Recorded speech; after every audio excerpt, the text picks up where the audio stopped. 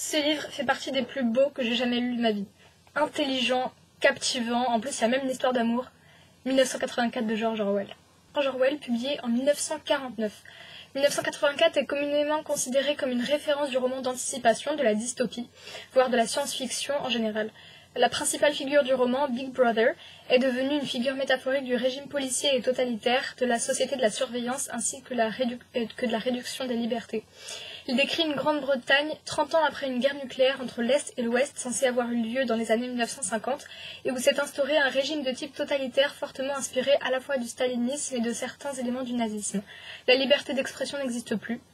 Toutes les pensées sont minutieusement surveillées et d'immenses affiches sont placardées dans les rues, indiquant à tous que Big Brother vous regarde. Big Brother is watching you. Donc c'est un livre où les personnages en fait possèdent des télécrans, donc télévision, mais qu'on ne peut pas éteindre. Et ces écrans-là surveillent les individus dans toute leur journée, il y en a partout.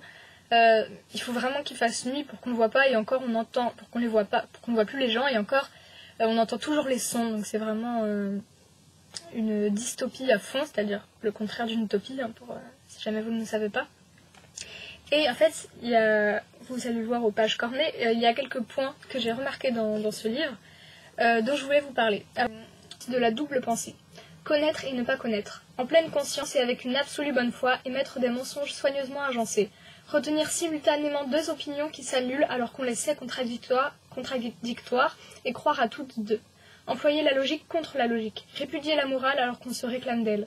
Croire en même temps que la démocratie est impossible et que le parti est un gardien de la démocratie. Oublier tout ce qu'il est nécessaire d'oublier, puis le rappeler à sa mémoire quand on en a besoin, pour l'oublier plus rapidement encore. Surtout, appliquer le même processus au processus lui-même. Là était l'ultime subtilité. Persuader consciemment l'inconscient, puis devenir ensuite inconscient de l'acte d'hypnose que l'on vient de perpétrer. La compréhension même du mot double pensée impliquait l'emploi de la double pensée. Ce qui est caractéristique du régime dans lequel les personnages vivent dans ce roman, c'est qu'il existe ce qu'on appelle la police de la pensée. Et en fait, dans les régimes totalitaires qu'on a connus avant, on tuait des individus pour ça, mais là, c'est des terroristes de la pensée, c'est-à-dire qu'ils contrôlent la pensée des gens par une pensée, et le simple fait de penser la chose fait de vous un criminel. Donc c'est encore plus vicieux, plus dangereux. En fait, la double pensée, pour que ce régime soit possible, il faut constamment que le passé soit modifié. Et en fait, par exemple, les États sont divisés en 3 États, l'Eurasia, l'Estasia et... le troisième, j'ai oublié, Eurasia, Estasia et Océania. D'ailleurs, ils vivent dans l'Océania. Par exemple, l'Océania, au début du roman, est en guerre contre l'Eurasia. Ça veut dire qu'il a toujours été en guerre contre l'Eurasia. Après, l'Océania sera en guerre contre l'Estasia. Ça veut dire que l'Océania a toujours été en guerre contre l'Estasia. Et le personnage principal du roman, d'ailleurs, Winston Smith, justement, son travail, c'est de récupérer les documents qui pourraient témoigner du passé et de les modifier, de les supprimer et ensuite de les modifier pour que le passé soit cohérent avec le présent. Donc, d'ailleurs, il y a un slogan du parti qui est quand on contrôle le présent, on contrôle le passé. Quand on contrôle le passé, on contrôle l'avenir. Donc il y a vraiment un total contrôle à ce niveau-là, comme le dit le slogan. Et en fait, les personnes sont conscientes, par exemple, d'être en guerre contre l'Eurasia. Et dès que le changement a lieu, elles sont conscientes d'avoir changé d'opinion, c'est-à-dire d'avoir changé de fait. C'est-à-dire que l'Océania n'est plus en guerre contre l'Eurasia, mais contre l'Estasia, alors que il y a 2 minutes, l'Océania était toujours en guerre contre l'Estasia. Même moi, je me mélange. Et en fait, ils oublient le fait même, mais consciemment, ils oublient le fait même d'avoir été un jour en guerre contre l'Eurasia, alors que maintenant, ça a changé en guerre contre l'Estasia. Donc en fait, c'est ça la double pensée, c'est le fait de se convaincre d'une chose illogique. En prenant un exemple simple, 2 et 2 font 5. Et on est conscient de l'erreur, et pourtant on se persuade que c'est ça.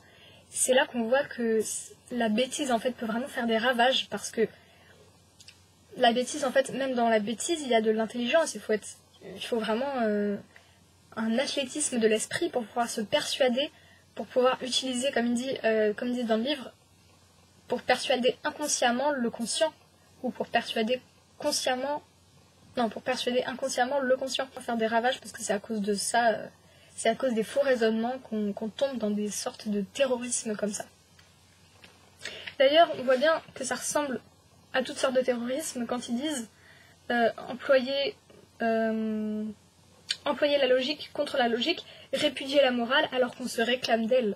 Répudier la morale alors qu'on se réclame d'elle. Si on prend l'exemple des terroristes islamistes, ils répudient les commandements de leur religion, c'est-à-dire par exemple tu ne tueras point, ils le font tout le temps, alors qu'on se réclame d'elle, c'est-à-dire qu'ils répudient ce qui est dit parfois dans leur livre religieux, alors qu'ils se réclament d'eux, ce qui est quand même complètement débile. Et en fait c'est ça le fondement de tout mal, c'est l'irrationalité des propos et le fait de se convaincre même que cette irrationalité est juste tout en sachant pertinemment que ce n'est pas juste, mais se convaincre quand même que c'est juste, ça va très loin. Et il y a un autre passage où on voit ça à une fille, et il dit « En causant avec elle, Winston se rendit compte à quel point il était facile de présenter l'apparence de l'orthodoxie, c'est-à-dire penser juste, pour le parti, sans avoir la moindre notion de ce que signifiait l'orthodoxie. Dans un sens, c'est sur les gens incapables de la comprendre que la vision du monde qu'avait le parti s'imposait avec le plus de succès. On pouvait leur faire accepter les violations les plus flagrantes de la réalité parce qu'ils ne saisissaient jamais entièrement l'énormité de ce qui leur était demandé et n'étaient pas suffisamment intéressés par les événements publics pour remarquer ce qui se passait. Par manque de compréhension, ils restaient sains. Ils avalaient simplement tout, et ce qu'ils avalaient ne leur faisait aucun mal, car cela ne laissait en eux aucun résidu, exactement comme un grain de blé qui passe dans le corps d'un oiseau sans être digéré. Et on peut voir aussi dans cet extrait, et dans l'autre que je vous ai lu, que c'est pas parce qu'on a l'intelligence du quotient intellectuel, comme on l'avait vu dans la vidéo sur l'intelligence, sur qu'est-ce que l'intelligence, qu'on est vraiment intelligent. Parce qu'en fait, le fait de pouvoir faire cet exercice de l'esprit, de se convaincre pertinemment de choses qu'on sait ne pas être la réalité, c'est de l'intelligence. Mais c'est bête, parce qu'en fait, le fait de faire ça ne fera rien aux personnes. Ils diront, bah oui, c'est normal, ça ne les touchera pas en fait. Et là est la preuve de manque d'intelligence. C'est pour ça que le terme intelligent est ambigu, parce qu'on a besoin d'intelligence, mais en même temps on a besoin de stupidité, parce que ce qu'on fait grâce à notre intelligence détruit la morale, détruit le sens commun, et devient stupidité, alors qu'au départ on a employé l'intelligence. C'est cette ambiguïté que j'ai trouvée très intéressante, cette ambiguïté du terme de l'intelligence. Ils essaient d'instaurer une nouvelle langue qui s'appelle le novlangue. D'ailleurs, je vous conseille la vidéo de Monsieur Phi que je vous mettrai en barre d'infos, qui a très bien parlé dessus. J'adore cette chaîne, bon, en même temps c'est un prof de philo, c'est normal. Donc c'est sa vidéo sur le novlangue, si ça vous intéresse, je vous la mettrai en barre d'infos. Je vais vous lire un extrait d'un personnage qui parle. C'est une belle chose, la destruction des mots. Naturellement, c'est dans les verbes et les adjectifs qu'il y a le plus de déchets, mais il y a des centaines de noms dont on peut aussi se débarrasser. Pas seulement les synonymes, il y a aussi les antonymes. Après tout, quelle raison d'exister y a-t-il pour un mot qui n'est que le contraire d'un autre? Les mots portent en eux-mêmes leur contraire. Prenez bon, par exemple. Si vous avez un mot comme bon, quelle nécessité y a-t-il à avoir un mot comme mauvais? Un bon fera tout aussi bien, mieux même, parce qu'il est l'opposé exact de bon, ce que n'est pas l'autre mot. Et si l'on désire un mot plus fort que bon, quel sens y a-t-il à avoir toute une chaîne de mots vagues et inutiles comme excellent, splendide et tout le reste? Plus bon englobe le sens de tous ces mots, et si l'on veut un mot encore plus fort, il y a double plus bon. Naturellement, nous employons déjà ces formes, mais dans la version définitive du novlangue, il n'y aura plus rien d'autre. En résumé, la notion complète du bon et du mauvais sera couverte par 6 mots seulement, en réalité un seul. Voyez-vous, Winston, l'originalité de cela? À la fin, nous rendrons littéralement impossible le crime par la pensée, car il n'y aura plus de mots pour l'exprimer. Tous les concepts nécessaires seront exprimés chacun exactement par un seul mot dont le sens sera rigoureusement délimité. Toutes les significations subsidiaires seront supprimées et oubliées. Déjà dans la 11e édition, nous ne sommes pas loin de ce résultat. Mais le processus continuera encore longtemps après que vous et moi nous serons morts. Chaque année, de moins en moins de mots, et le champ de la conscience de plus en plus restreint. Il n'y a plus dès maintenant, c'est certain, d'excuses ou de raisons au crime par la pensée. c'est simplement une question de discipline personnelle, de maîtrise de soi-même. Mais même cette discipline sera inutile en fin de compte. La révolution sera complète quand le langage sera parfait. Le novlangue est Langsoc et Langsoc est le novlangue, ajouta-t-il avec une sorte de satisfaction mystique. Vous est-il jamais arrivé de penser, Winston, qu'en l'année 2050, au plus tard, il n'y aura pas un seul être humain vivant capable de comprendre une conversation comme celle que nous tenons maintenant ? Voilà un passage très intéressant qui nous permet de réfléchir sur le lien entre le langage et la pensée. Alors déjà, vous voyez que le but du novlangue, c'est de rendre impossible le crime par la pensée parce qu'il n'y aura plus de mots pour l'exprimer. Par exemple, le mot bon, enfin tous les mots qui englobent le mot bon, excellent, splendide, tout ça, toutes les nuances, en fait disparaîtront parce qu'ils seront remplacés par un mot couverture, bon. Et en fait, ça détruira les mots parce que le fait qu'on comprenne les mots, c'est parce qu'on peut distinguer les différences entre les mots. Or, mettre tous ces mots sous un seul mot couverture, bon, revient bien à les supprimer. Et donc le but, c'est non seulement de restreindre les limites de la pensée, parce qu'en fait, si on a une idée mais qu'on ne peut pas l'exprimer, ça ne sert à rien. Il faut pouvoir justifier ses idées, il faut pouvoir exprimer ses idées. Et possible le crime par la pensée. Et par exemple, il y a un mot qui s'appelle canlangue, en novlangue. Et canlangue, quand on l'adresse à quelqu'un du parti, c'est un compliment. Mais quand on l'adresse à un ennemi, c'est un défaut. Du coup, même un mot, vu qu'il peut avoir deux sens différents, selon qu'on l'utilise pour le parti contre le parti, ou quelqu'un qui est hors du parti, en fait, du coup, il n'y aura plus aucune possibilité de créer des blasphèmes, de parler contre le parti. Alors après, on peut dire, bien sûr, Big Brother est un bon. Mais déjà, ça paraîtra complètement absurde à quelqu'un qui, depuis l'enfance, sera endoctriné dans le parti. Et ensuite, on dit Big Brother est un bon, mais ce sera impossible de dire pourquoi, parce qu'il n'y aura plus de mots pour l'exprimer. Donc c'est là qu'on voit que le langage restreint la pensée. Mais, si on dit par exemple l'esclavage est double plus bon, on sentira quand même en nous, mais non, c'est pas vrai. Donc, la pensée existe même s'il n'y a pas le langage. Mais sans le langage pour la formuler, c'est très instable et la personne aura vite tendance à se dire bah non, en fait, c'est l'autre qui a raison et moi, en fait, c'est pas vrai. Si j'arrive pas à l'exprimer, c'est que j'ai pas raison. Parce que je me suis rendu compte que c'est ce qu'on fait de plus en plus. Peut-être pas encore à l'écrit, mais quand même presque, et très souvent à l'oral. Le vocabulaire est complètement appauvri, et en fait, la pensée s'appauvrit aussi. Mais je pense que dans notre cas, c'est plutôt la pensée qui s'appauvrit, et donc le langage qui s'appauvrit, parce qu'on l'a vu dans la vidéo. Qu'est-ce que le style littéraire le fond conditionne la forme. Mais c'est vrai qu'à force, si on continue à s'exprimer comme ça, en fait, certaines pensées ne pourront plus peut-être germer dans les esprits parce qu'il n'y aura plus le langage qui permettra de l'exprimer. Et donc c'est pour ça que ça paraît anodin. C'est très intéressant les romans d'anticipation parce qu'on peut se rendre compte de ce qui se passerait si on perdait certaines choses, de l'horreur qui se passerait si on perdait certaines choses alors que ces choses peuvent nous paraître anodines. Mais en fait, quelque chose d'aussi anodin que peut paraître le langage pour certaines personnes de la jeune génération, en fait, c'est très important parce que le langage restreint les limites de la pensée, et restreindre les limites de la pensée, c'est rendre bête, et rendre bête, ça crée le mal. C'est ce que j'aimerais vous lire.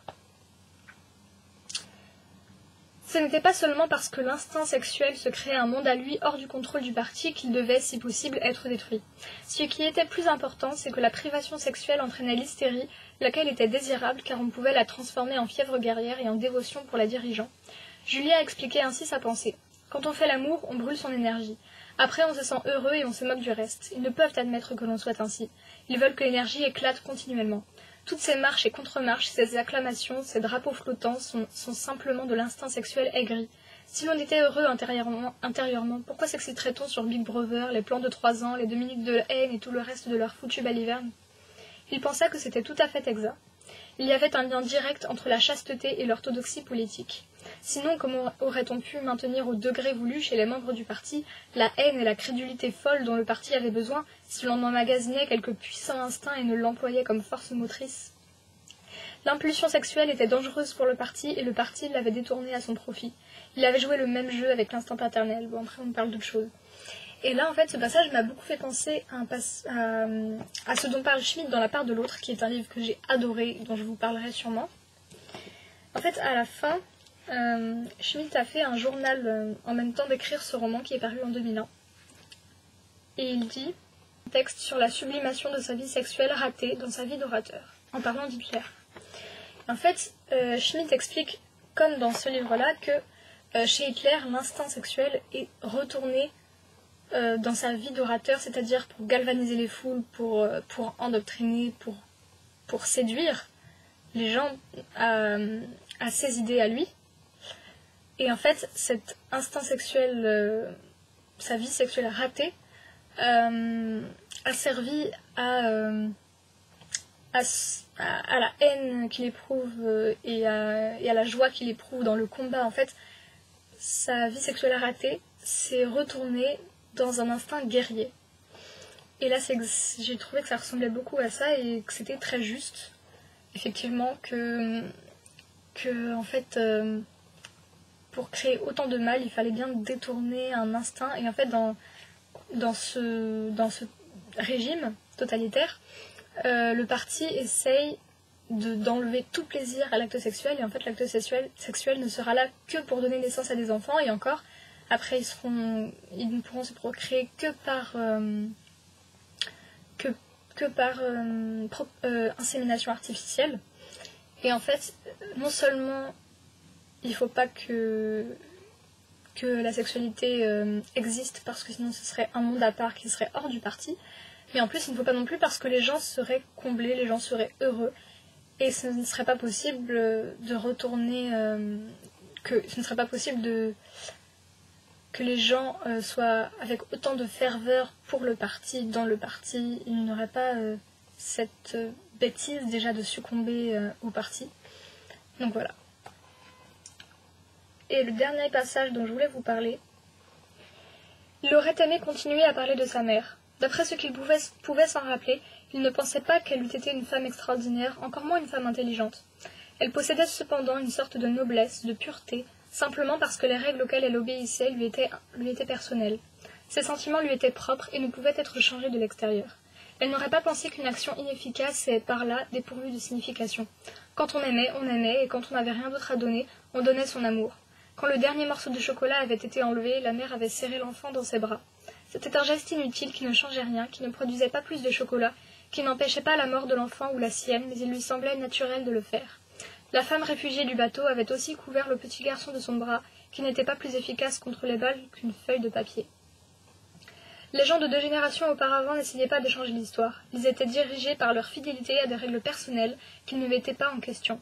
Ce qui importait, c'était les relations individuelles, et un geste absolument inefficace, un baiser, une larme, un mot dit à un mourant, pouvaient avoir en eux-mêmes leur signification. Winston pensa que les prolétaires étaient demeurés dans cette condition. Ils n'étaient pas fidèles à un parti, un pays ou une idée, ils étaient fidèles l'un à l'autre. Pour la première fois de sa vie, il ne méprisa pas les prolétaires et ne pensa pas à eux simplement comme à une force inerte qui un jour naîtrait à la vie et régénérerait le monde. Les prolétaires étaient restés humains. Ils ne s'étaient pas durcis intérieurement. Ils avaient retenu les émotions primitives qu'il avait, lui, à réapprendre par un effort conscient. À cette pensée, il se souvint, sans soulagement apparent, d'avoir, il y a quelques semaines, vu sur le pavé une main arrachée et de l'avoir poussée du pied dans le caniveau comme s'il s'agissait d'un trognon de chou. Là, George Orwell parle d'une chose très importante. En fait, il explique qu'avant, les gens avaient des émotions, ils obéissaient à leurs émotions, ils n'avaient pas retourné leurs émotions justement pour le parti. Et quelque chose d'aussi inutile que une larme versée pour un mourant, que protéger un enfant dans ses bras alors qu'on sait qu'il va mourir, avaient en eux-mêmes leur signification. Et d'ailleurs, pour ça, je voulais vous faire écouter un extrait d'une interview d'Amélie Nothomb dans l'émission Ombre et Lumière, qui date d'un certain temps déjà. Réveiller, il peut moins se passer de catastrophe. Vous essayez de contrôler, vous qui êtes nul et incapable de contrôler quoi que ce soit. C'est dérisoire. Sur votre stylo. C'est dérisoire et absurde, parce que bien évidemment, je suis incapable de contrôler quoi que ce soit et pas les autres non plus. Mais j'ai en même temps... Tout ceci est très paradoxal, parce qu'en effet, je suis convaincue que je suis nulle et je ne pourrai pas grand-chose, ni pour moi-même, ni pour les autres. Et en même temps, je le fais quand même, parce que je me dis, essayons quand même. C'est peut-être pour ça aussi que mon idéal est Don Quichotte. Don Quichotte est un personnage pour lequel j'ai une profonde admiration, parce que moi, je soupçonne Don Quichotte de ne pas être aussi fou qu'on le prétend. Je soupçonne Don Quichotte de savoir très bien qu'il ne va pas tuer les moulins à vent, ni rien du tout, et de savoir très bien que la dame de ses pensées n'est qu'une pauvre petite paysanne qu'il a ramassée dans la boue. Je soupçonne de savoir tout ça pertinemment, mais d'avoir décidé de faire comme si il allait quand même pouvoir quelque chose contre ça, tout en sachant au même instant qu'il ne pourra rien faire, mais de le faire quand même. Pour moi, ça c'est un très bel idéal humain, de savoir qu'on ne parviendra à rien de toute façon, que la lutte est perdue d'avance, mais de la mener quand même. Ça, c'est exactement la fameuse phrase de Fitzgerald que citait souvent Bobby Kennedy, qui disait la marque d'une intelligence est de savoir que les choses sont désespérées, et de faire en sorte néanmoins qu'elles ne le soient pas. Ah, mais ça, c'est magnifique. Voilà. Donc vous avez bien vu, il dit la marque, dans la citation, ça dit la marque d'une intelligence, c'est de faire en sorte, même si on sait que les choses sont de savoir que les choses sont désespérées, de faire en sorte néanmoins qu'elles ne le soient pas. La marque d'une intelligence. Et ça, c'est quelque chose qu'on possède et qu'il ne faut pas perdre.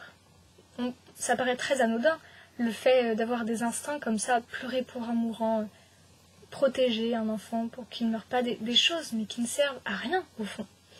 Et en fait, c'est très important parce que quand on n'a pas ça, cet instinct peut être retourné, et voilà à quelle sorte d'abomination on peut succomber.